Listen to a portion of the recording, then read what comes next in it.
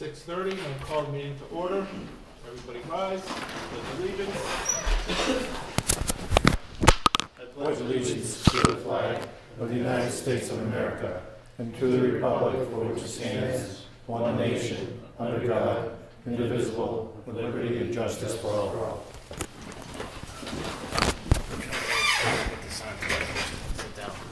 Yeah, I know the feeling.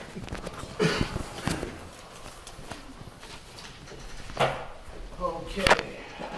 Here's a few people who'd like to speak. Yeah, a few of them at the beginning. George Randall. 250th celebration. Thank you. Thank you very much. I'll talk right from here. Just a reminder that the parade is going to be on Sunday, stepping off at noon. We'll look forward to seeing you all there. It's a rain or shine event. Dress appropriately. The weather forecast is ominous at best. Thank you very much. Isn't that normal for Charter Day? Pretty much, yeah, except for last year where we baked out there. Yep. Does the board have any questions for me that I might be able to answer in the interim? I'm not quite sure. You have any questions? I don't know. Of George, I don't have any questions. Then I won't take any more of your time. Thank you for allowing me to speak. Thank you very much. Mr. LaFleur, Dennis, Hi, come on up. up there? Yeah. Okay, go for it.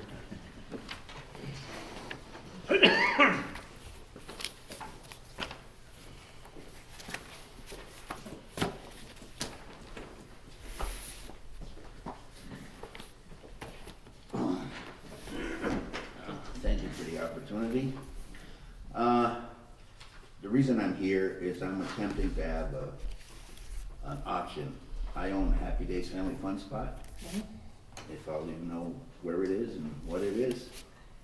Anyway, I constantly try to look at ways to bring people into town to spend money. Because as a businessman, that's what we need to do. I've been about 2 years planning to have a country auction at Happy Days of items that are generally sold in auction, which are antiques, collectibles, equipment, etc. It's a first attempt at it for me, but it's being done by a professional auctioneer. It's his auction, actually. I'm hosting him at my facility. So there seems to be a little confusion, probably just with me, as to what kind of permit we need and if it is in fact available.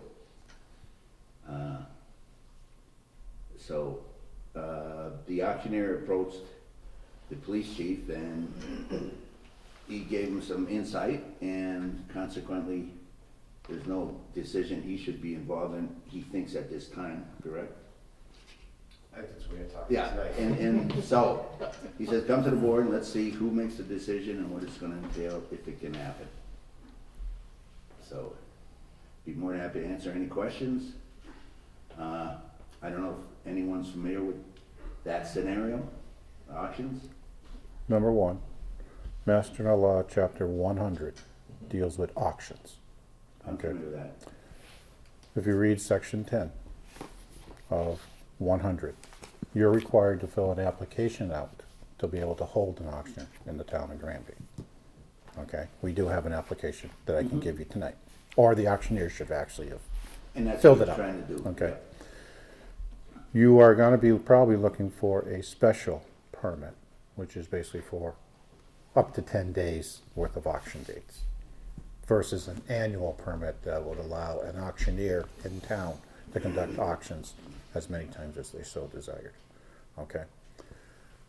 The issue is the Board of Selectmen have not appointed an auctioneer license, a designated auction license agent for the town of Granby. I think that's the word they use, right? Agent. If they had appointed an agent and they were unable to or unavailable to perform the duties of that, then it would be the police chief who would be given that lovely chore. Seeing how the board has not appointed one, the board is currently the agent to issue such permit. Okay? So, Mr. LaFleur just needs to fill out the application with the required information, get it back to the board, and to pay the associated fee with the permit. Or his auctioneer, or whoever would have to pay the fee for the permit. Upon issuance of the permit, then you're legal to hold the event. Okay? The problem I have that you have with it, Dennis, is you're calling it a consignment auction, not an auction. Well, auctioneers do it different ways, and the consignment means you're leaving it open for people in the town of Granby, if they want to dispose something, they have an opportunity to do it. But, They list it with the auctioneer, I'm not involved. but when you hear consignment, that's usually someone giving you something, because it's being held at your site. Yeah. It's reading that you're being given stuff to sell on their behalf. That's what it sounds like, okay? Oh, And I'm just, And I'd Okay. be more than happy to discuss and verify that. right.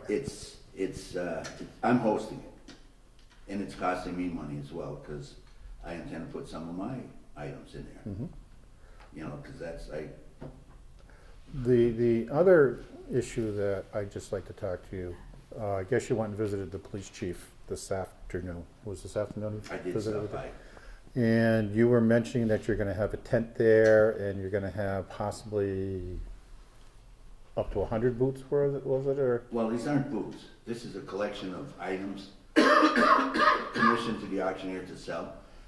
Generally speaking, you put up a big tent so people are out of the weather. You're taking a chance no matter what. And if it's hot. And the more significant or items they can walk away with, you kind of They secure don't, inside they the don't, they tent. don't sprout legs, no. That's okay. So, that's usually how it's done. You never know what we can get in there unless you're doing this 6 months ahead and you've gathered all the things. So there may not be any consignments other than other things I have and a couple other people that are helping me with this. I need a lot of muscle. What size tent are you anticipating I putting up? shopped it to see what I can afford. It's probably gonna be 30 by 40. That may require an inspection on behalf of the building inspector, Okay, okay? Because he has to inspect tents over a certain size. I don't know what the size is off the top of my head, but you may want to put a call into him okay. and talk to him also. That won't cost you anything for the inspection, okay? But, That'll help. but he does have to make sure it's put up securely in the whole 9 yards, so to avoid any possible. What Oh. date are you considering this? June 23rd. It actually was gonna be June 9th, until I realized it's Charter Day. Mhm. June 23rd, what time? You would have shut them down. Generally speaking, preview would be at 10 a.m., auction 11 a.m. Most auctions have between 300 and 400 lots, and they usually sell 60 lots an hour. So you're talking about a 3 or 4 hour event, if it goes good. And my intentions are to park the buyers and spectators on the range, okay, like I do when I have other big events. Part of the range is for that, and then the other side of the ditch is where the auction's gonna be, to the right, if you're looking out to the range. Okay. To the right is separate for the auction, and to the left will be parking. They can have access to the range, there's a driveway the other side of the mini golf, which we use to get out to the range all the time. And we've done other things before, and it works out good. So you're And not, we don't do any golf or baseball, of course, that day. you're not planning on parking across the street or use that as overflow if We don't need be? need it. I don't have high expectations for this thing, but the first one's the toughest, and I'd like to get something off the ground. I'm touting it as the first annual, because I'd like to do one a year. You know, just so it's something people can look forward to, and it does take like 5 years to get something established. And if it doesn't work out, you won't hear from me again. Okay. Any questions? I'm gonna wait on the application to see what's on there and see what Chief has to say. Can you hand that down to Dennis? Well, thank you. Thank you as Steve, well. Steve, can you hand that down? Oh, okay. That's the application that needs to be filled out by either you or the Yeah. auctioneer. Get it into us as soon as possible. Well, that's why I hired a professional. Okay. I don't have a license to auction, but Oh, yeah, I know, and you need to have your state license number on there for the application, so. okay. Okay, So I'll do that as quick as I can. and get it to us as soon as possible so the board can have ample opportunity to address it at their next meeting on the 18th. I'd like to leave here with, do you think that it's gonna be, how high is the possibility of it being rejected? The reason I'm asking is there's a significant expense to advertising and it's gotta be far enough ahead. If you read 100, section 10, Okay, the only reason it can be rejected is for public safety issues. okay. So be as honest as you can on the application, Oh, I how, will. how you're gonna be dealing with parking, safety, all the Yeah. 9 yards, okay? Because that's the only reason it can be rejected. Okay, And if it isn't, if there is that reason, we have to tell you that it's being, and give you the reason why, under public safety, that it's being rejected, great. okay? Okay, All right? thank you very much. Thank you. Thank you. And next, Mr. Schultz. Mr. Chinaki, can I have the items that were given to you? The names. Thank you. You are. Good evening. As I had promised when I stopped by at your last meeting on the 22nd of May, I gave every copies of the Facebook posts for the Granby Ball and Gun Club for their long-range shooting matches for both the May and the June. I told you I'd bring you a copy of those that you could keep for, for the board records. After that, I was watching the YouTube video of the rest of the meeting, and there was a subsequent discussion of a letter, I guess, that was sent in by the Ball and Gun Club. And I had a little bit of concern, one with the new board member, Mr. Joyce, once again, I didn't say welcome last time, welcome to the board, that, there wasn't a clear explanation in my mind of, what the cease and desist was really all about, the zoning violations. I know there's discussions about safety and other things, and what they could shoot at and not shoot at was going to be up to the lawyers. And the 1,000-yard range is a description of, the total shooting range, the firing lanes, from the shooting position to the berm, where the target sits. The berm is the hunk of dirt that stops the bullet. So if they're shooting anywhere in that line of sight, from the old elevated shooting position to the berm, then that has to be using the expanded area that was the violation of the zoning, which everyone looked at what they did. I also found this on their website. They had a description of their ranges, and this says from the area, the covered shooting area, that they can no longer use due to cease and desist. Shooting from the side of that, they can shoot out to 350 yards. Okay, and that should be the only place they're shooting rifles. That's not a disputed area. They were given permission to shoot adjacent to the shooting shed, but they shouldn't be shooting from anywhere else out there because that's the cleared area to get out beyond that 350 yards. Okay? So, and that's from their website. If you go to their internet website and do their list of ranges, it's got descriptions of both the elevated range and the lower shooting position.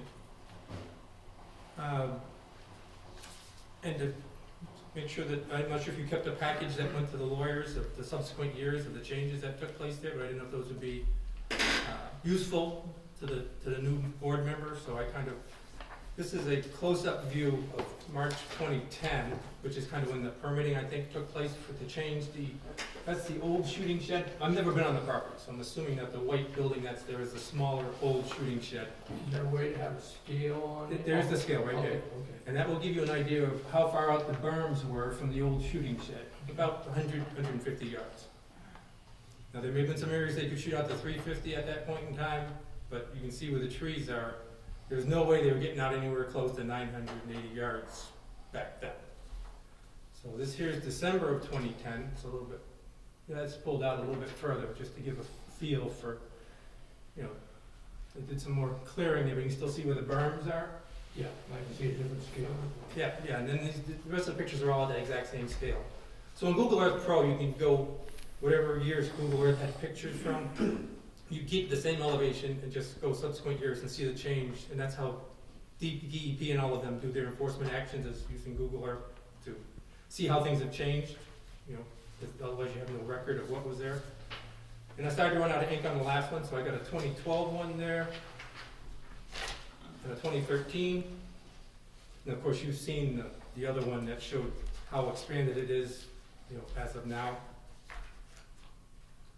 And that's really the expansion that resulted in that by 2016. So, and the only way they can shoot out 900, to get to 1,000 yards, they have to go all the way out of this shooting line from this upper shooting position. So you're saying it has to go from this position All the way out to here, through to this here? corner of trees. See right here, that's where the target is, that berm right here? That's the shooting line that gets them out to 1,015. So if they're shooting at 980 yards now, I'm sure they didn't move this berm. So they gotta be shooting from just forward of the old shooting position, you know, the new cement pad. And when the police go up there and look, from what the chief said, they're looking to see if people are in the shooting shed or on the upper shooting position. Correct. Not other parts of that range that they're using, so I'm not sure the police understand what is the cease and desist actually covers either. Because the cease and desist covers the whole range, the cleared area that was not cleared in 2010, the expansion. It's my understanding of reading the cease and desist. It's not just the specific distance of the 20, you know, the 10,015, you know, yards, or the 1,015 yards. Okay, there's no scale on this drawing. There's no scale, it's just the map West drawing. I mean, if you want one with a scale. I also had this was off one of their pictures that one of their members had posted. It just showed the size of trees they were clearing back in 2020. This wasn't range maintenance. And I'm not sure if you gave the attorneys, I heard in the YouTube video as well that the consent order from the DEP, I would hope that that was given to the attorneys as a, you know, because the gun club's defense is that this was not an expansion, it was range maintenance, all this bulldozing and tree cutting. But if they were cited by DEP for inappropriate removal of trees, that would definitely be support for your attorneys saying this was not range maintenance, it was in excess of what should have been done even under DEP before the consent order was put in place. So anyways, I know you got a lot of people here, I don't want to take up too much of your time. I had, you know, as you can see, I've kind of been printing out stuff going all the way back through this. The only other question I would have is that I know there's discussion about trying to get this thing settled and the concern about attorney's fees. If the gun club goes to whichever committee they need to go to, or the zoning board of appeals, to get permitting, to actually be allowed to use this, is that something that's going to be widely advertised? I mean, will at least the butters be notified of any requests? It would be a for permitting? special permit hearing. So they'd have to notify at least the butters. And I'd also ask, I know previously they were providing a notice to the people who had, you know, filed the original complaint that resulted in the zoning violations. So you have that list of, you know, residents as well. And the last thing I would say is that I heard the comment about, you know, the lawsuit or the legal expenses being to the benefit of a, you know, number of residents.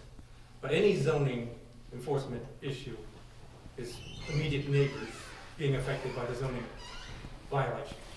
So if you're not going to fully defend this zoning violation, then you can't, you know, you're putting yourself in a position to have to explain later why you're going to be selective in how you enforce zoning violations. Well, I don't think that was said. That was said that we were being selective at what we were enforcing. No, you weren't saying that. You said this, that they wanted to get this settled and not expend legal funds. We didn't say expend it, or to get it settled. I said, to date, we've already spent $20,000. Right. And at some point, this board's gonna have to make a decision. Are we gonna spend $100,000, $200,000 Well, it was the on comment one about- topic? Or for benefit of a couple of residents, I think was the term on YouTube. But anyhow, you know, it's defending the zoning violation is really what you're defending, not, you know, the residents as such. I mean, we're the ones affected by the zoning violation. Right. You know, and there was no issue from 47 to 2016. Nobody had an issue with that gun club. You know, believe me, I'm a licensed to carry holder. I'm an NRA member. I have no, you know, if you want a person in this room, there's probably nobody here than the chief that's more pro gun than I am. You know, but this just went way overboard. So. All right. Thank you very much. Thank you.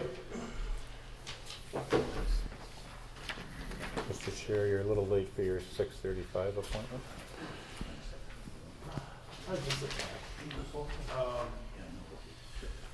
School committee. Go on. Okay. Good evening. Good evening. So we'll call the school committee meeting to order before I start. So, as you know, as of the most recent elections, we have a new member who joined us, Jen Bartos. So I'll take the opportunity to introduce her to you. You may remember that last year, a good chunk of the year, we had 4 members because one of our members had to resign. And for personal and family reasons, Deanne Rakowski decided not to run for the 3-year position, which is why Jen basically put herself on the ballot. We have 4 of our 5 positions currently filled. At our last meeting, we unanimously voted to recommend Deanne Payne Rakowski to be appointed to our committee. As you would recall, she has been a member of our committee for the last 4 years, much appreciated and valued member of our committee. So we are here today to request from you to appoint Deanne Payne Rakowski to the school committee for the next year until the elections. Are you opening the floor to any other nominations? I've heard of other people who are considering putting their name into the hat. And so I'd be opening up the floor to any other individual who might want to put their hat. I don't think any of the board members want to do it. No, I'm good. You good? Yep. Okay, just making sure, So you're now closing the floor to nominations? I guess. Thank you. Close it before nomination.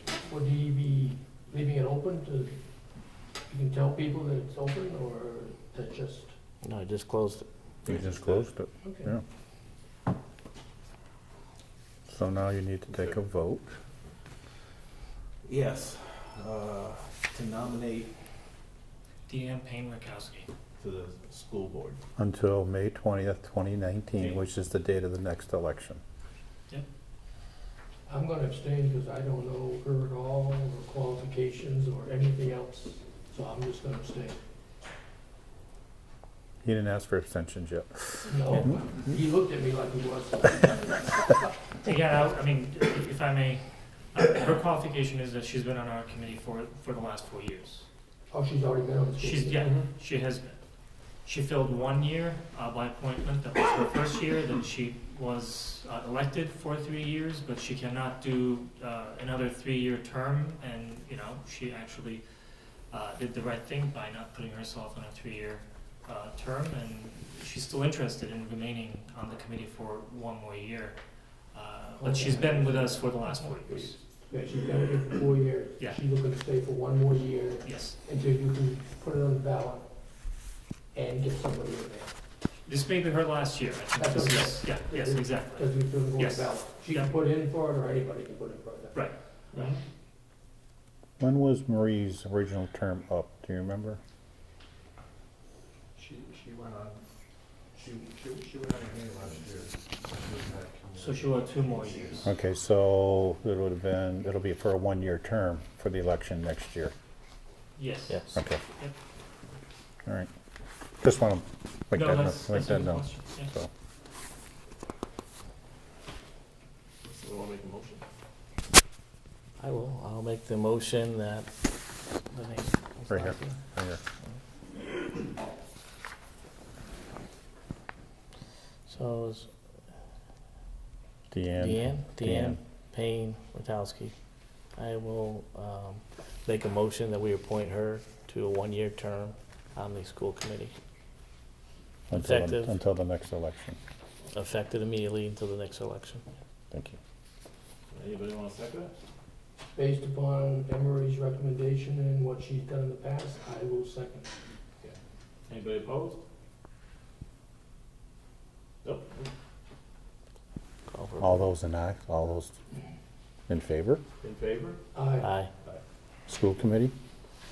School committee has to vote also. Yeah. Okay, so we don't have to make a motion, though. We already. No, you're All in voting on the favor to motion. approve Deanne Payne Rakowski as a Raise your hand, raise your hand, raise your hand. Raise your hand so we can see how many of you are here. We did not vote yet. Yeah, but I'm just saying. Yes, we will. Okay, thank you, Thank sir. you. Thank you, sir. All those in favor? Aye. Okay. Thank you, Chris. All those opposed? We already know. There's only 3 of them here.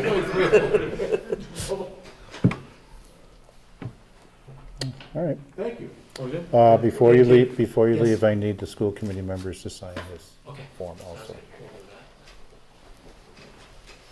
Thank you very much, all of you.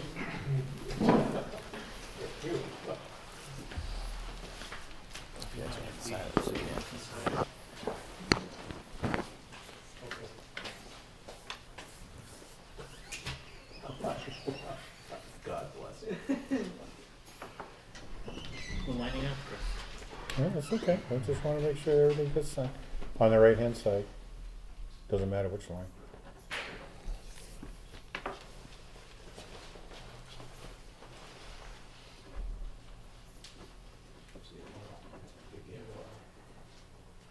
Thank you. Thank you. Good Okay, evening. take care. Mr. Finacci, are you gonna be signing it, or? And Mr. Joyce, you abstained from the voting?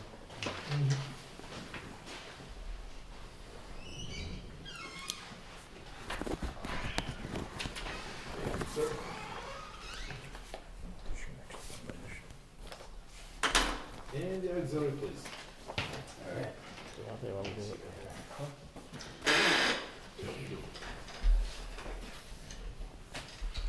All right, this is Frederick Almeida. We're looking ultimately to have appointed to the auxiliary police staff. Frederick resides in Ludlow. He's currently a full-time security officer at Mass Mutual Center. He's a reservist in the military. He has all required certifications to be a part of the auxiliary staff. He's been interviewed by the chief of police and the directors of the auxiliary. He also has associate's degree in criminal justice. I think he'd be a good asset to the police department, and looking for approval to have him put on. And that's about it. Unless you guys have questions. What's your future plans? Okay, Fred? I have intentions of becoming a full-time police officer. I think Granby's a great place to start. Are you on the list for any other cities or towns? For civil service, I'm 13 in Ludlow, but I believe they're not hiring at the moment. There's no other cities or towns? No, sir.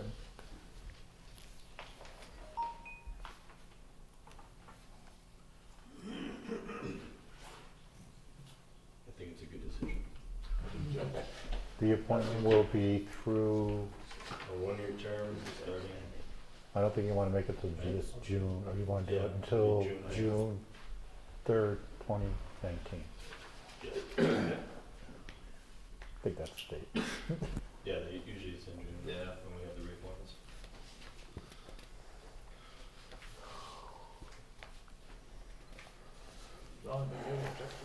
The telephone number scratched out on purpose. Okay. Confidential information. Okay. I'll make a motion that we appoint Frederick Almeida as a reserve to the Granby Police Department for a term of 1 year Till June 3rd, 2019. till June 3rd, 2019. Okay. I'll second it. Any opposed? No, I guess not. All in favor? All in favor? Aye. Aye. Okay. You don't have to sign All it. set then. No. Thank you, gentlemen. Congratulations. Congratulations. Thank you. Thank you. Always a pleasure. See you around. Congratulations. Good luck. Good luck.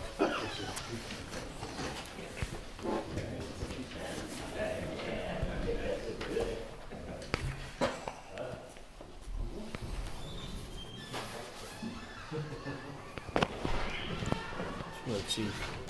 That's your next appointment.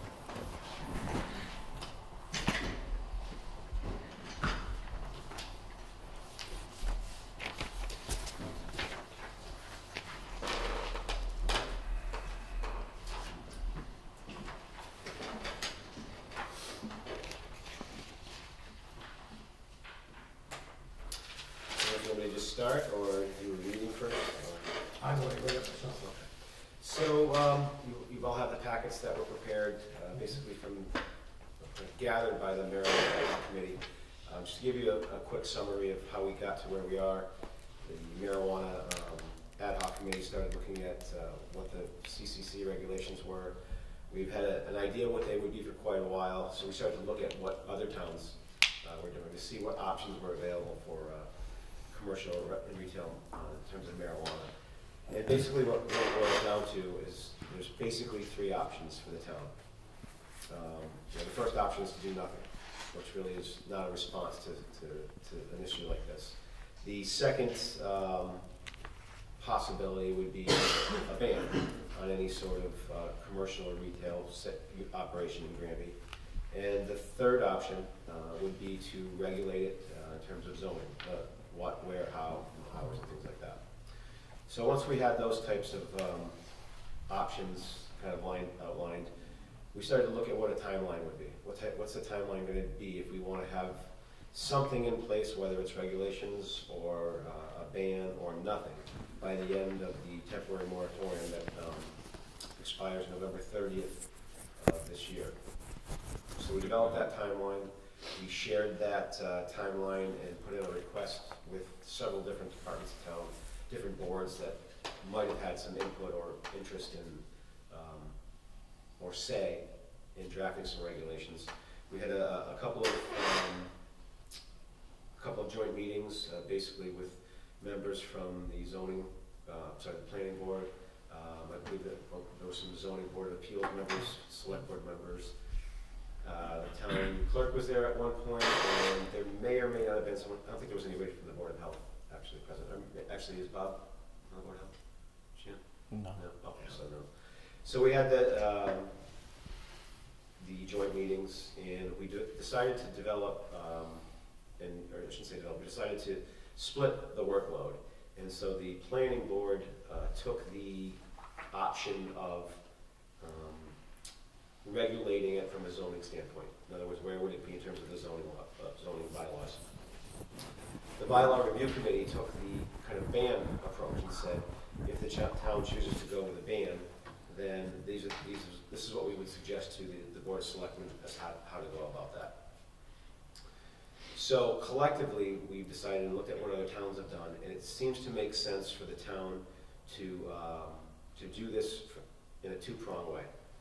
First of all, if we look at any one option, if we look at a ban and say, okay, if the select board were to decide to push forward a ban, and that were to fail at a special town meeting and then at the ballot, as I'm sure you all know now, it's a two-pronged approach. That would leave the town with no regulations in regards to commercial marijuana or retail marijuana. You could say the same thing about zoning as well. If we only went forward with a zoning situation and that failed, then there would be nothing as well. By going with the two-pronged approach, it gives all of the voters the right to actually have the final say about what Granby actually does. So by that I mean, if people don't want, that type of business in town, then they can vote for the ban. Should they have the opinion of it in the other side of the issue in terms of wanting to regulate it and have it here, then they can vote against the ban for the zoning regulations. So the suggestions that we put forth that are in your packet reflect all of that work, all of those different options. So we are suggesting those two options go together to the town. We also are suggesting two other things. We're suggesting a public consumption bylaw for marijuana. It's going to be very similar to the public consumption of alcohol bylaw that we have. In fact, the bylaw review committee liked the one that we're putting forward to you now that you've seen the packet so much that we will be recommending that we change our alcohol bylaw to similar language. And then the last thing that the committee would suggest would be accepting a law that would allow the town to collect a 3% sales tax should the town allow retail sales in town. So those are basically the different options. The ban is very, straightforward. Everybody understands what the ban is. And, Jim, please correct me if I'm wrong, but the zoning regulations, in a nutshell, that are suggested would be to keep retail sales in the general business district. That would require site plan approval and a special permit.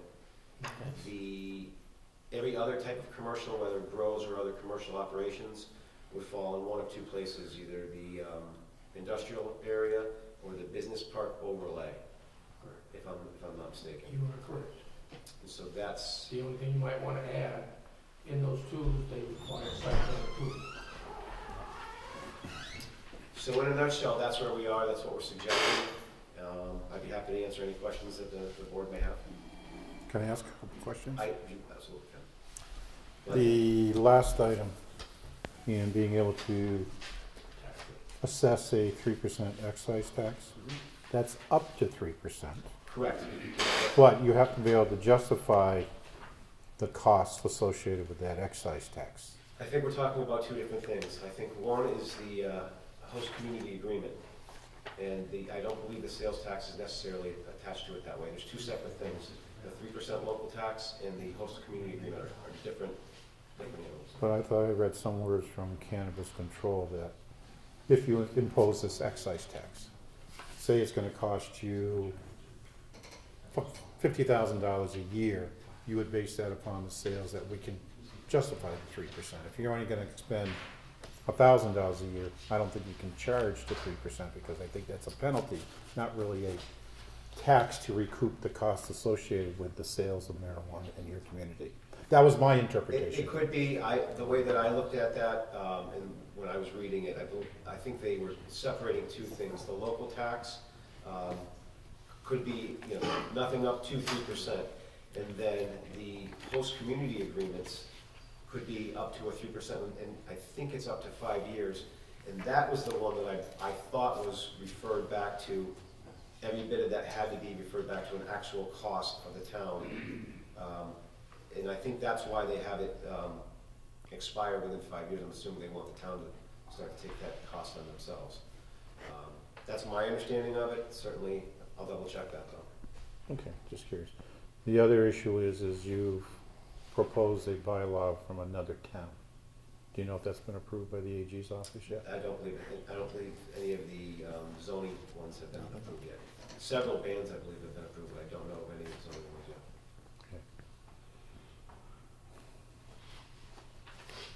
There's been several that's been sent to the AG office, but they haven't approved anything as of yet that I've heard.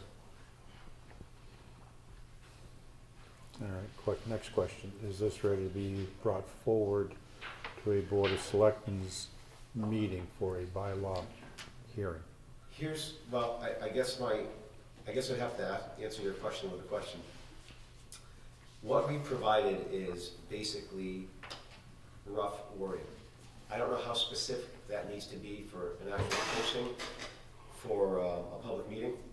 I don't know if it has to be the final product, so to speak, because I would imagine after public input, either the bylaw review committee, the marijuana ad hoc committee, zoning, or even the select board may have, that things may come up in that meeting that may want to change that wording or edit that wording.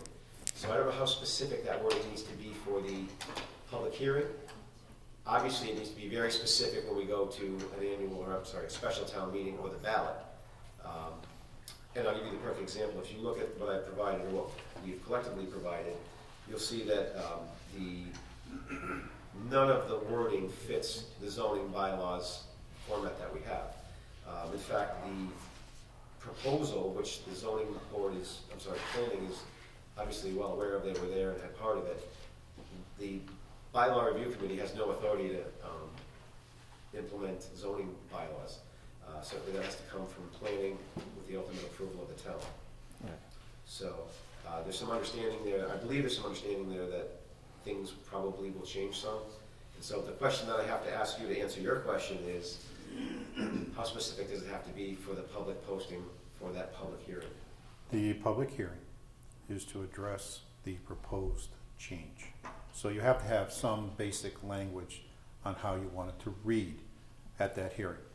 Subject to those discussions, the actual article that will be posted in a warrant can change based upon that input. And you still can, until you go and actually do the motion at the town meeting, still be able to make minor adjustments to it. Okay, so yes, we have to give everybody a sense of what the town is proposing and to give them a chance for input, and then we can change or not change based upon the input given at the hearing. So then I would say that what the board has is the specific suggestions enough for that public hearing? Now, does the planning board have to approve the proposed zoning bylaw changes, or have they, or? They have, we've gone over what we've proposed for the town to approve. Okay. Our suggestions is what we put forward to the bylaws for Is the that change. represented here? I don't know if it's been put into this. Oh, she spoke about it, but is it actually in this?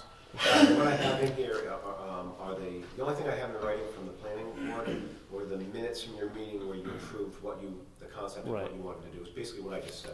Right, so that's something that's gotta be brought forward to, the bylaw committee, and then eventually brought forward to the town for a vote to change the bylaw. Because we need 2 weeks posting for the proposed hearing.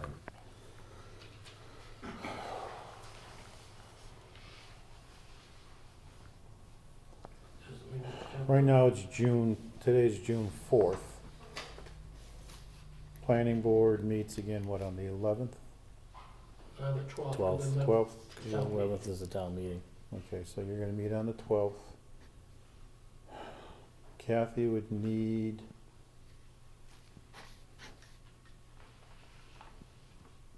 permission to post a hearing no later than, let's see, June 19th. To be able to get it in the paper. Because we have to run it for 2 weeks before the hearing. And I'm proposing the hearing to be held on July 10th. Okay. So the hearing on this document, July 2nd, it's going to be July 10th. That's the question. Does that change any of the dates after No. that? No. All I care about is 30 days. The 10th, we were looking at a potential town meeting for, I think, August 15th. Yes. So that's still within that 30-day notice, and that still gives me, we then also at that 10th would have to decide if we're gonna schedule a special election, the Board of Selectmen, because the town clerk needs 35 days notice for any election. Which still would tie in, I believe, to the 20th or the 27th. I think we're looking for a special election.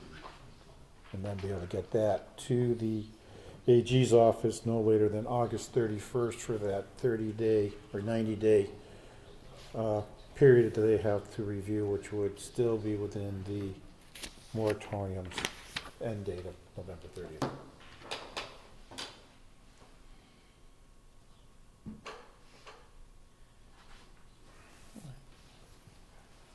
So Kathy, you need something in writing from the planning board prior to June 19th.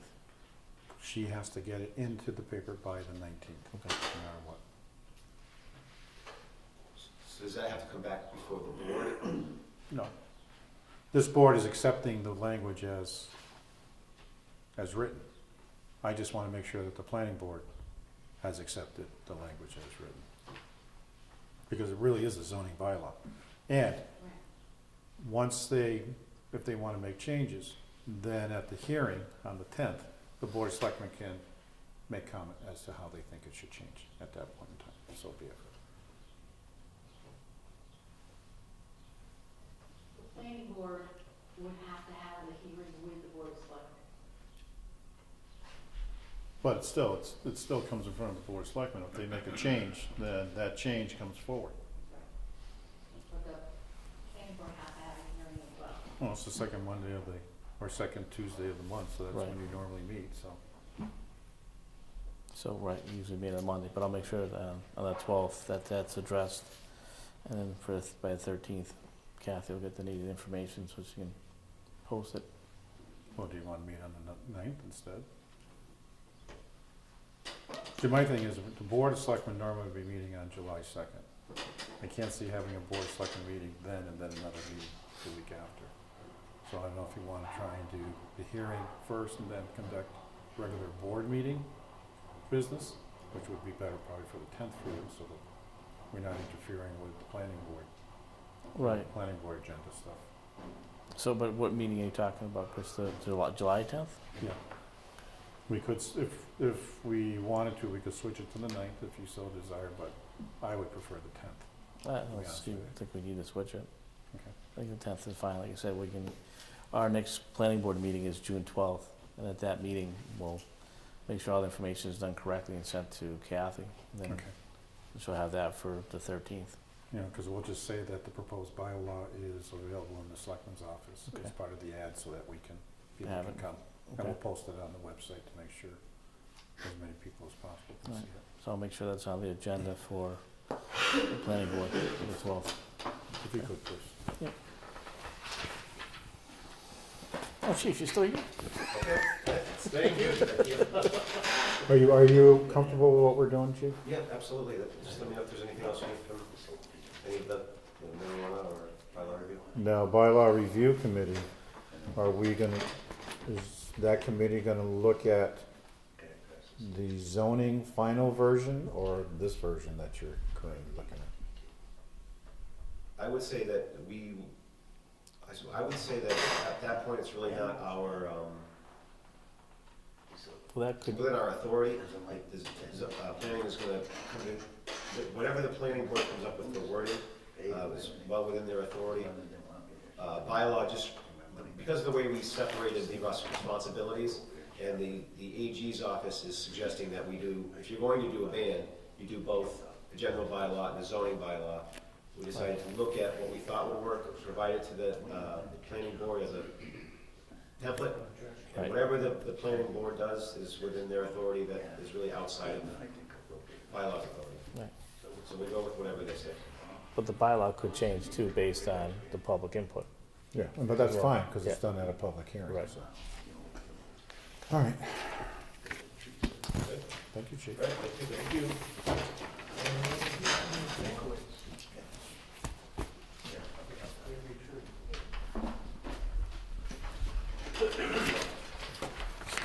Now you start going down. No business. All right. New business, accept departmental reports. You got a chance to look at them? I'll make a motion to accept the department reports As written? as written. Thank you. I'll second the motion. All in favor? I make a motion, we approve and sign maintenance warrants for fiscal year 18, number 71, 72, and 73. I'll second the motion. All in favor? Aye.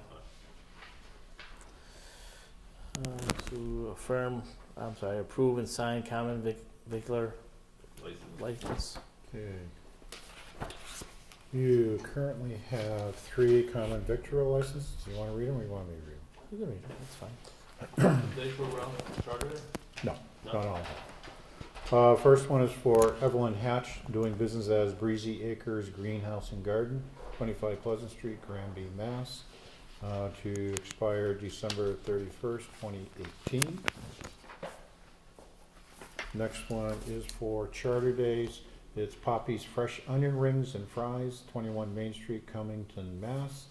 And it's for Charter Day. Then we have Poppy's Fresh Onion Rings Ice Cream, 21 Main Street, Cummington, Mass. for Charter Days. Then we have Poppy's Fresh Onion Rings Burritos, 21 Main Street, Cummington, Mass. And then we have Poppy's Fresh Onion Rings Lemonade, 21 Main Street, Cummington, Mass. And then the last one we have is Dave Pandolfi, doing business as the Kettle Corner, 61 Birchwood Ave, Long Meadow, Mass. 01116. And I believe that is Kettle Corn, right? Kettle Corn. All right. I'll make a motion that we approve common vic licenses as read. I'll second the motion. All in favor? Aye.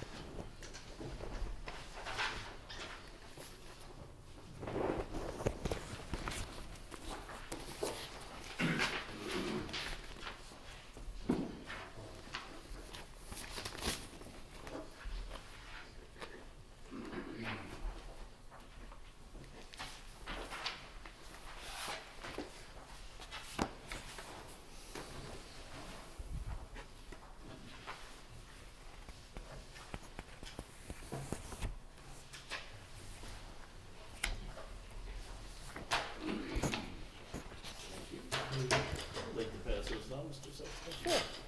Thank you. Thank you. Do we have any appointments? One.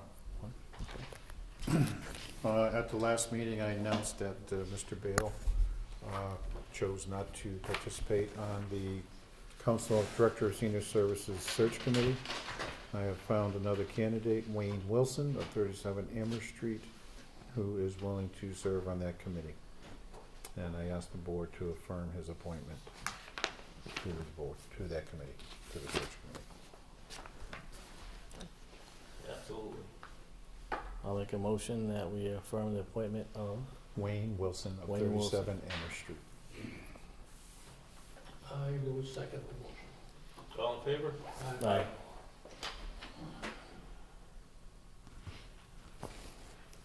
Economic and development discussion. I believe Mr. Joyce and Mr. Finaki have been talking about trying to introduce a economic development committee to look at the future of the town and how we will be able to continue running and ways of funding future operations of the town. That is true. One of the ways is the government smart program, which we've talked about since last October, but haven't done anything with it since then. And the other item for an economic development committee, Westover is close as it ever has been to be operating at 24/7. So we should have a committee in place, looking around, the people of interest in doing different kind of businesses, so we can have them ready when this stuff starts happening. We don't want to be reactive, we want to be proactive. Is there already a committee? We had talked about appointing a committee, but one was never appointed. Mark Bale had talked about it, and I think he had talked about he wanted to, himself and a couple of members of the school committee appointed to it. What I would like to see is maybe a member of the planning board, a member of the selectmen, and try and see if we can get 3 businesses in town to be interested in participating. I definitely think it's important to have the business owners involved in it. I certainly do too. I think having a committee of this nature, even in its infancy, will certainly benefit the town some way, shape, or form. If Jay indicates the Westover,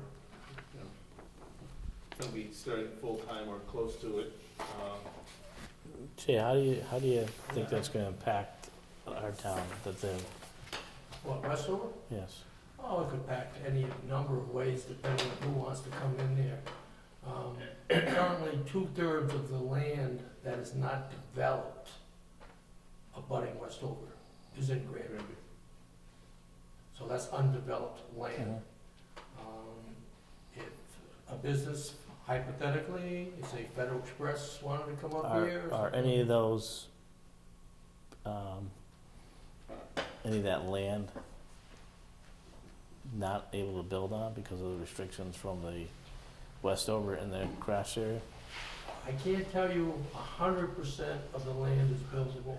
I can tell you some of Some it of is buildable. I've checked with Carrie Ann, and she says that quite a bit she believes is buildable, but depending on what type of business you want to put in there. And just to add on to what Jay said is, there is the crash zone area of land. However, with the quieter C5Ms, Yep. they now have to do a new sound study to identify what zones, because before with the old C5As, say it was this wide. Now with the C5Ms, it could be that wide. That's correct. So they have to do another study to see what the noise is before they'll be able to say, yeah, we can build because it's not within the sound restricted zone. And if we have an economic development committee in place, we could approach WMDC to have one of our committee members be with them to keep us up to breast at all times, what the advantages are. So Granby will be seen, not just heard. And just so you know, Glenn, is I had taken a tour of Westover, and the biggest part is the air park is going to be probably going to 24/7 possibly, due to the casino and the acts that come in or the venues that show up at the casino in Springfield will probably be flying in and out of Westover because it's cheaper. The landing fees and the parking fees are much cheaper than the surrounding airports, privately run airports. So they are looking, and because part of the issue is going to be is right now Westover operates from 7 a.m. to 11 p.m. That's correct. And so there will be an impact on the neighborhood by going to a 24/7 operation. Yes. The majority of the airports in the United States are uncontrolled because there's so many. And as a pilot, I know that.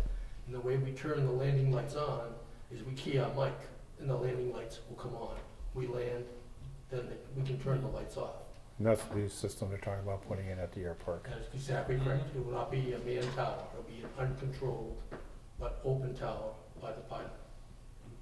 And as Chris stated, Bradley's fees for landing, taking off, and for parking are dramatically high, and they have no more space. And any cost to MGM, they're gonna do whatever they can to reduce their overhead costs. And I'm talking to the Chicopee assistant planner, who I saw at PVPC.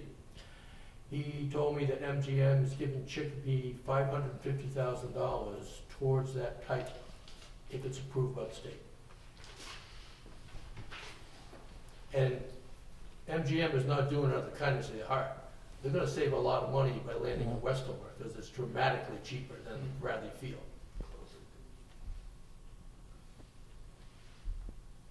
And in addition to that, with our Not economic. opposing that. Okay, I'm just saying, in I just addition, want to give you more No, I'm information just- regarding right. it, that's all. in addition to that, with the Economic Development Committee, right now, currently, open today, there are grants for water and sewer. If it's determined that we're gonna be doing something with that, we should have a committee that's up to date on all of those that's going on. I'm not saying that we can use it today, but I've already supplied Chris with the list of grants that are currently open, as well as low-interest loans to do infrastructure improvements in the municipality. But since we don't have an economic growth committee, I forwarded them to Chris for his review, and we've talked about this committee to give them the authority to go out and do that search and stuff, similar to what I do with the Energy Committee. And I don't know if you wanna tell them or not, Chris, we just got another grant approved. Oh, yeah, we'll talk about that in a little bit. Jay. That's fine, I just was asking. The board, when you had, were looking at this ad hoc economic advisory committee, that's what you called them, or Mark was thinking about Right. calling them. Basically, it was a temporary committee that would investigate Granby's eligibility for any grants, statuses, or services offered by the Commonwealth that would provide useful to such a committee or the town of Granby, and what other towns with similarities to Granby may be doing for economic development. Yeah, and they should extend that charge to include federal, because a lot of it's federal now. I just thought we You said state, so I just want to throw the federal in there as well. I just thought we did appoint. I thought like Jen Silva was appointed to that. We never made the official No? appointments, Okay. No, no. we never did. All right. No, that was the issue. We talked about it. We talked about names, but we never officially pulled the trigger and Okay. appointed them. All right. We just have to come up with 5 names and some, Oh, they come up with more than 5 names. well, I'm saying a minimum of 5 Yeah. for the committee. We can come up with Yeah. more than that, then select. All right. And you probably should have a few residents involved too. Just because it's, it will affect them in the future. But I don't think we should select any of the residents that are abutting Westover, because I wouldn't want to create a conflict of interest for them. Or you don't think that'd be a problem? I think they have the right to be on the committee just as much as any other resident of the town does. Yeah. Okay, I'm just bringing that up because I don't want to see anybody saying, you know, they have a problem with conflict of interest. Well, if you got a large enough committee, Yeah, then you don't have to worry about that because it still takes a majority of the committee. And they're only a recommending board. They're Right. not gonna actually go and apply for grants or anything. They just identify them, and it's the Board of Selectmen who will actually be applying for said And grants. also, they're also economic development board or committee that, it's not just Westover. They're looking at all different areas of the town. Yes. So that could be any particular area in the town where, like 5 Corners, we can bring in water to match the sewer. And there's some of those grants that are out there. do we need a motion to move forward with it, Chris? Well, I'd just like to get some names Oh, for from the board names. members if we could. Okay. I'd like to get a planning board member. Like I said, you know, we need a select board member to volunteer additional time for that. I'll go with, you want me But, to and go that's all I'm with- trying, and that's all I'm trying to do is just, because the Since businesses, I don't know, routine anyways. do we want Granby owned or just like, do we want somebody from CVS, do you want somebody from Cumberland Farms, or do you want someone who's a small Well, I mean, we are mom a and farming pop, community. for lack of a better word, the mom and pop Type operation? situations also, but I think maybe from somebody from the farming community, because that's what we are. I think, you know, mom and pop. I think certainly select board. Well, I would also think, I don't think I would, if someone from, someone like from CVS wanted to be part of it, I think I wouldn't, No, I mean, no. someone that's part of a corporation that looks at, you know, bigger scale items, I think. And I don't that have a would problem with that, because they'll yeah. bring in the perspective of what are they Right. looking for in a community in order to invest in that. Right, Mhm. and some parts too, they have a bigger array of, ways to get information too, versus a smaller business as well, so. Yeah. I thought it was a good idea last year, I still do. Yeah. Well, yeah, it's not a bad idea, it's just getting enough people with knowing what their true direction is too. Mm-hmm. Oh, why don't we advertise for it? To let people come to us that are interested in it and go from there. All right, we'll put it in the Sentinel, we'll put it Yeah. in the town reminder website, Even on GCAM as well? GCAM, yeah. You can. Can't leave that. Okay, well, I'm all for it. Do we make a motion? Not yet, because we have nothing to do motion for. All right. Looks like department liaisons, so we got Every year, we assign the board as liaisons to the various departments under their control. Departments we have are the town administrator, police department, fire department, highway department, COA department, building inspections department, and public maintenance department. The only thing that is assigned specifically is the town administrator. He is automatically assigned to the chair of the board of selectmen. So, I don't know what other boards I know in the past, you've been assigned to the police department. I'd like to take that over. Go for it. I think the chief and I have a lot of things in common, which we. until you become his liaison.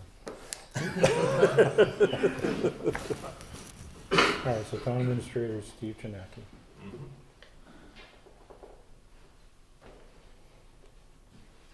Glenn, you're the police department. Fire department. Jay, do you want to be part of that, or? Doesn't bother me, I'll take anything. I'm asking. I'm gonna get the leftovers anyways. No, would you like to be the liaison I to the fire have department? no problem with working with our fire department.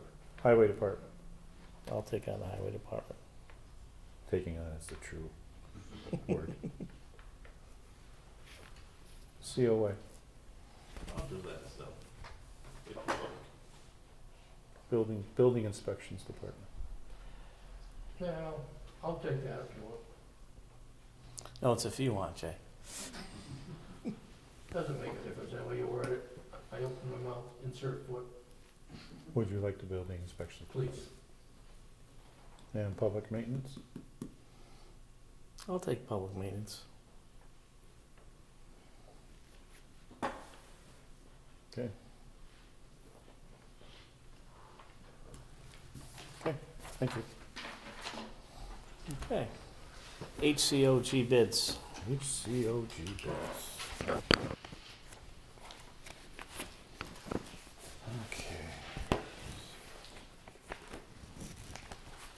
You have those down? Thank you, sir. Yep. Steve? Thank you. On an annual basis, we have to award the bids that were solicited by the Hampshire Council of Governments on behalf of their member communities. The first bid that we're going to be doing is bid 1173. And basically that is for coal patch and or pea stone trap rock. And this is in effect from July 1, 2018 to June 30th, 2019. And we will be selecting the following parts of the bid. First item will be for coal patch. For coal patch, we will be accepting the bid from Ted Ondrick of 729 Fuller Road, Chicopee, Mass. For high performance coal patch in the amount of $107 per ton, picked up at the plant. I highlighted all of them for you guys so you can follow along. For the next item, we're going to accept the bid for washed crushed stone, 1/2 inch, picked up. And this is $9.65 per ton from Delta Sand and Gravel of Sunderland. The next one will be washed crushed stone, 3/4 inch, picked up from Delta Sand and Gravel for $9.90 per ton. For 3/8 inch trap rock, picked up, John S. Lane and Son from Amherst. That would be $12.45 per ton. For trap rock, 1/2 inch, picked up from John S. Lane and Son, picked up $11.25 per ton. Trap rock, 3/4 inch, delivered from for Granby, of $15.25 per ton from John S. Lane and Son. Crushed gravel, 3/4 inch, picked up from Hathaway Construction Company, and I believe they're out of West Hampton. $7.65 per ton. Crushed gravel, 1 1/4 inch, picked up, Hathaway Construction Company, $7.55 per ton. Crushed gravel, 1 1/2 inch, picked up, John S. Lane and Son at the Palmer plant. For, oh, I'm sorry, Andrick out of Chicopee for $8.50 per ton is the crushed gravel, 1 1/2 inch. Trap rock, wrap rock, delivered, Granby, John S. Lane and Son, $12.60 per ton. When it's sent out to bid, Chris, is it defined whether it's delivered or picked up? If a community puts in a bid for a certain amount, then it's delivered. Otherwise, what they're doing, allowing any community who did not put a certain amount in that they're looking for, they are able to go and pick it up based Right. upon an amount Okay. specified by the Council of Governments. So the ones that deliver is the set amount we've already agreed to? Yes, yes. That's what he is expecting to use over the course of the next fiscal year. For washed winter sand, it's gonna be picked up from Delta Sand and Gravel, $9.15 per ton. And the reason, like on here, just so you can see, washed winter sand, normally we supplied our own sand. Our sand pile's getting low, so we're gonna have to start purchasing sand for the winter time, so. And next item is 3/4 inch dense grade picked up. John S. Lane and Son, $10.15 per ton from the Amherst facility. Does the board wish to award the bids as so? I'll make a motion that we award the bids as read. I'll second the motion. All in favor? Aye. All right. Next bid.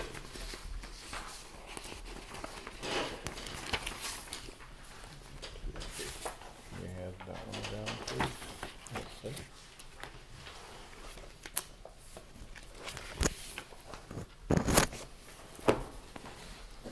The next bid that was awarded or advertised and awarded was bid number 1174 for FY19 hot mix asphalt, hot in-place recycling, stone seal, liquid asphalt, reclamation with injected asphalt, milling and/or micro surfacing. And the town is interested in awarding the following bids. For hot mix asphalt for the town of Granby, this will be from Palmer Paving out of Palmer, Mass.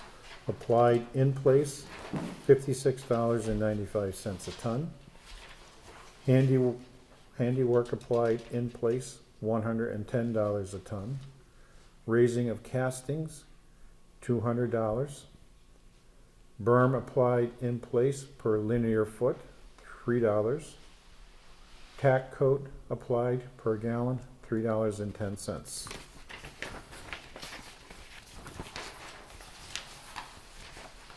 Then for picked up hot mix asphalt, it's going to be Lane Construction at a price of $62 per ton. For hot in-place asphalt recycling, we are going to be awarding it to Highway Rehab Corp. And that is for $4.79 per square yard. That is without maintenance and protection of traffic.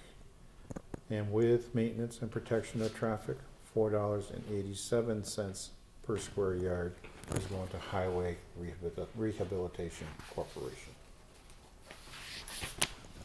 The next bid is for bituminous, or for stone seal, and we are looking at a 20% rubberized stone seal applied in place, one coat. We're awarding it to All States Asphalt for $4.55 per square yard.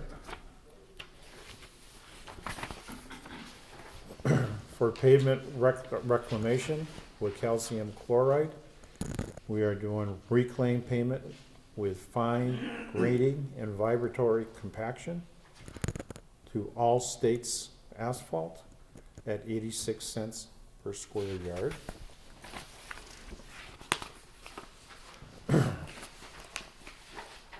for bituminous concrete excavation by cold planer milling. We are doing for, first is for hauling away and legal disposal of planed material off-site. Material becomes the property of the contractor. Laying construction for $1.30 per square yard. Option B, hauling of planed material to a location within town limits as determined by the highway superintendent. Material remains the property of the town. Laying construction, $1.30 per square yard. And option 3 is loading of planed material onto dump trucks provided by the town. Town will bring material to a place of its choosing. Material remains the property of the town. Laying construction, $1.15 per square yard. And I believe that is, 1174. I just said it's 1174. yeah.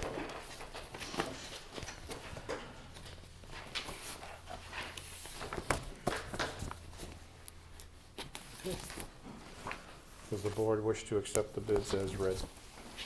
I'll make a motion that we accept the bids as read. I'll second the motion. All in favor?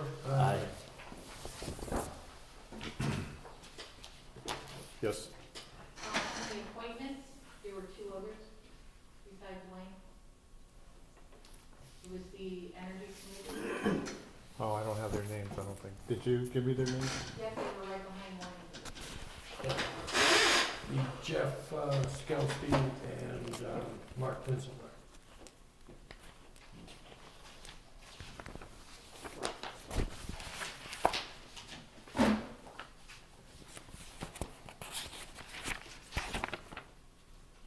Oh, okay.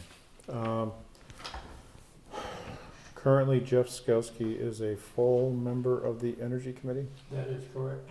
and he is asking to be appointed as a alternate member of the Energy Committee through June 30th of 2019. That is correct. And Mark Vincelette, who is also a current full member of the Granby Energy Committee, is requesting to be appointed as the alternate member to the Granby Energy Committee until June 30th of 2019. And the reason we picked June 30th, 2019 is because you'll be making appointments effective July 1 within the next couple of weeks, so. Might as well get it over and done with, and we don't have to worry about doing it till June 30th and then again for another year. The 2 individuals are gonna be unavailable, so we're gonna change the quorum from 7 to 5. I mean, total from 7 to 5.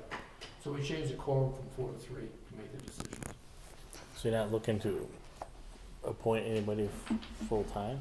You just- We already have, as of before we make this thing, we have 7 full-time members. Oh, okay. And we're looking to go down to 5 full-time with 2 alternates. Because the 2 alternates have other meetings and they cannot make all the meetings. So we want to lower the quorum from 4 to 3.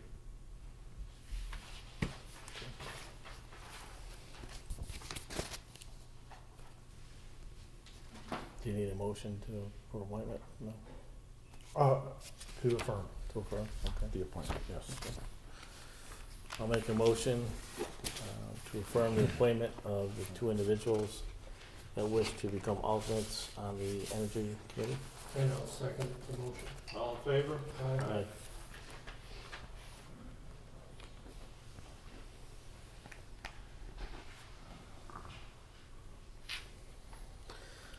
2018-2 Sewer Committee. Okay, Appointment. the tax collector has, or, I'm sorry, the town collector has issued the second half of the sewer bills. It is warrant number 18-2 in the amount of $98,317.50. She did try and get it onto the last Board of Selectmen's agenda, however, it was received too late in order to be able to put it on the agenda, so that's why it's being addressed right now. She was issuing the bills on May 29th, 2018, to be due on June 28th, 2018. And the board, I have 3 copies of the commitment that needs to be signed by the board. I'm sorry, 2 copies. That needs to be signed by the board.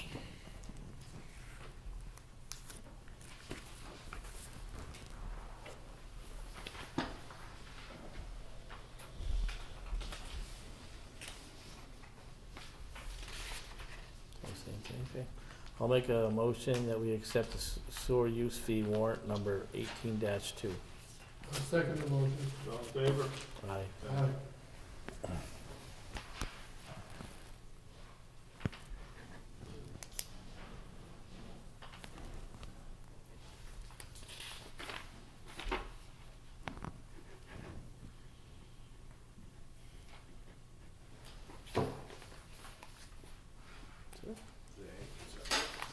And then I have some things under town administrator.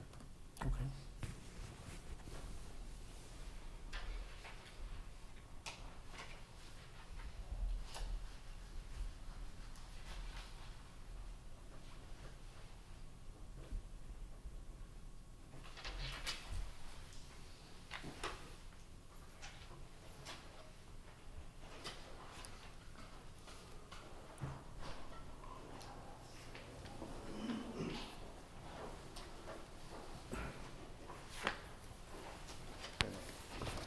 First topic is, whenever Dave DeRozier does road construction on any road in town, he asks the board to basically close the road due to construction, use at your own risk so that we limit our liability exposure. He is requesting that said construction closure be done for Fred Rural Road, Chicopee Street, and Center Street, beginning June 18th, 2018, until completed. Does the board wish to close their roads due to construction and pass at your own risk? I presume those are the roads that Dave is deemed the most. That he is using his Chapter 90 Right. funds this year to hopefully repair or save. Right. Because those roads are the worst one that, in his opinion, need to be done. Correct. I will make a motion as read to Closed due to construction. close the construction. Fred Rural Road, Chicopee Street, and Center Street, starting June 18th, 2018. Exactly Until what Chris said. completed, until completed. As read. I'll second the motion. All in favor? Aye. The second item is a letter that was received from the Granby Conservation Commission. As part of the Mass DOT proposed highway reconfiguration project for East Street and 202, they want to put a rotary in there. The project's going to require some removal of earth at where the rotary is. And what they would like to do is be able to deposit said soil at the town-owned Emily and Joseph Partika Conservation Area at Forge Pond. The Mass DOT did approach the Conservation Commission to see if they had no issue with it, and the Conservation Commission gave its support of the proposed project. So That's on School Street, right? that's on School Street, Mhm. yes. That's Now- Forge Pond, that's where, Right. if you drive in, when you first go there, it used to be where the boat ramp is and stuff, that you see the, right. Now, east that side. project has gone from preliminary design now to detailed design? Yes, Okay. and actually, instead of just putting, I think they were at one point just talking about Lights. doing lights and When is lane markings. it? They are now actually gonna took the advice of everybody who attended that meeting. Mhm. That was, I think, the May 28th. Mhm. Yeah. To do a Or the roundabout. April meeting, the April hearing, to do the roundabout instead of doing And the it's gonna lights. look like the one at Atkins, from what I understand, is that Yes. correct? Yes. Yes, Like I said, it's not, Well- it's big, it's not that big. yeah, it's gonna be a small one, it'll be like the one in North Amherst, Right. so. A lot of people have been concerned I about live in the that. middle and, Right. Yeah. but yeah. The So not size as of the big. island's to be determined, but it's gonna be a roundabout. Yeah. It will not be lights. The next item is a license. You know, just, I mean, you speak of lights, but that might be something that we should inquire about down the road as far as having not actual lights, but lighting at that, you know. You Because think it's brand new and people Well, are not think gonna about be it. used to it. I think they probably already would have that. I mean, Yeah. assuming. I'd have to that's- go take a look Yeah, and see I if don't know. there's Yeah, a light That'd be there. something interesting to look at, that would be. We'd don't have to see the just assume it, drawings but- from DOT, Yeah, They won't do that, that'll be up to us Yeah. to put the lights there. even though it's Route 202. It's municipal lights, we pay for the lights. mhm. State does not pay for lights along the road. And that would just be Glenn, we would have to identify the pole numbers and make a request to National Grid to put lights there, so it's a fairly simple process. We currently have our first request to sell toys, novelties on the parade route Sunday, June 10th. And this is Andrew Namaron of 48 Colonial Road, Providence, Rhode Island. We are giving him this is a license to peddle along Route 202 during the parade of said novelties, toys, and whatever other gadgets that people are willing to purchase from him. Did the 250th committee get a cut? I am not arguing, I'm not saying they can and can't, that is, I was just asking. I'll make a motion that we approve the license to peddle to Andrew Nemmer Yep. of Providence, Rhode Island.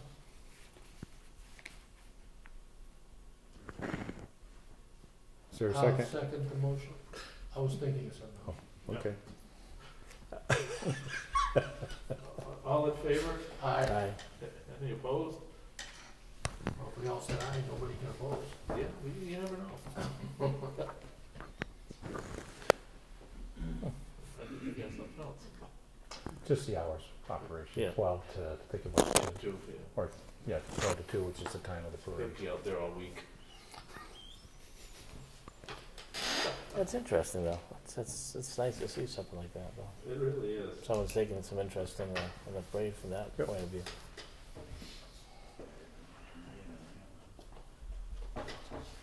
There you go. Thank you, sir. Yeah, I was hoping someone would sell some fried dough and french fries around the parade road too, but I don't think that's gonna happen. stopping them hungry to get something to eat. Maybe you can get Poppies to do a moving food cart to do that for you. Are you gonna be One sitting copy next for to you and Jay? one copy for Steve. Are you gonna be Jay's already received this copy. Okay. These are additional letters regarding the Granby Bow and Gun Club, regarding complaints of the operations up there. These letters have been forwarded to the special counsel for his review. That was my first question.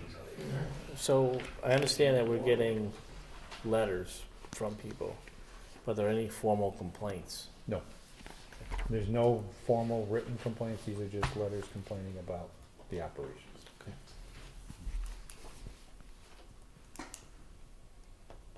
And Mr. Polterbeck was a little upset with my responses to him at the town meeting on May 11th, that while I was trying to pick up and pack up the sound equipment from the town meeting, he wanted to talk about the Granby Bow and Gun Club. And he didn't like the fact that he was making accusations that they continued to use the 1,000-yard range or the upper shooting area, and I said, you need to give me proof. Anybody can say anything, and he didn't like my responses, so. Are the people getting confused on what a formal complaint is? Because I'm under the impression from reading some of these, like I submitted this complaint letter on May 1st. Is there a certain form they have to fill out? There is an official Granby complaint form that has to be filled out and completed in writing with their name and their address, so that it is an official record of a complaint. Okay, that's what I want to get out, because from reading all these letters, I think they are thinking these letters are their complaint. You know. The other thing I would like to propose to the board regarding the Granby Bow and Gun Club is to invite special counsel to a board meeting to address these additional issues Mm-hmm. and to see how he is presenting them during the appeal process. And when is the next Yes, court I appearance? think so. Would you like me to see if you can make it to our next board meeting on the 18th? I think that'd be, yeah, I'd like to see him. The sooner I'd the like to better. see him. Sooner the better, Okay. because I'd like to see if he's going, making a motion for review the court so that they can determine if they're still in violation and they're just stubbing their nose up at the court. Because it appears to me, I mean, I'm a layman, but they're just, you know. Appearances are everything. Yes. When is the next scheduled land court date? That I do not know. I thought it was in the next week or so. That I do not know.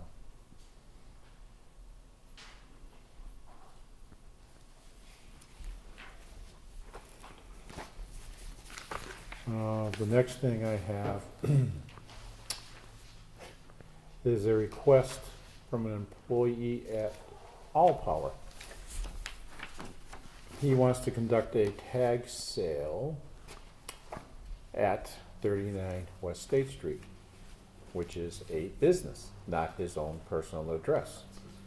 And the other issue is the employee stated he wants to hold the tag sale at that address because he's not allowed to hold it at his private address, which is in South Hadley. Well, as far as I'm concerned, anybody wants to do that, the property owner has to make the request.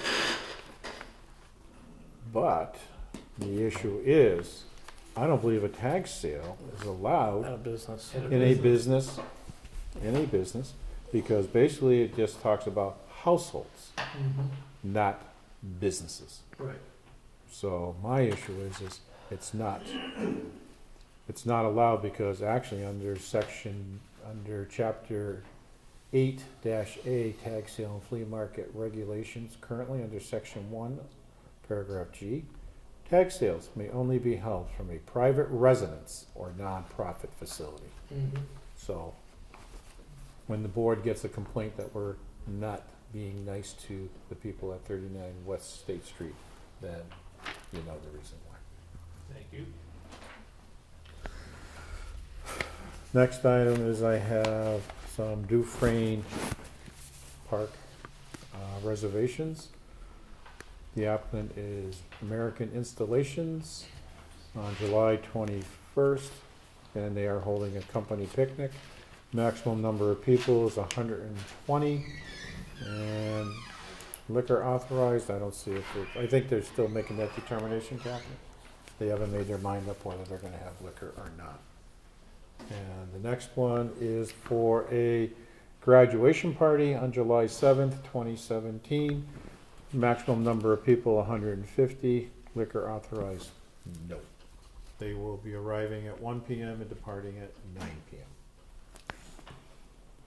And the last thing is I have a letter from Shana Humphrey of the Granby Cultural Council.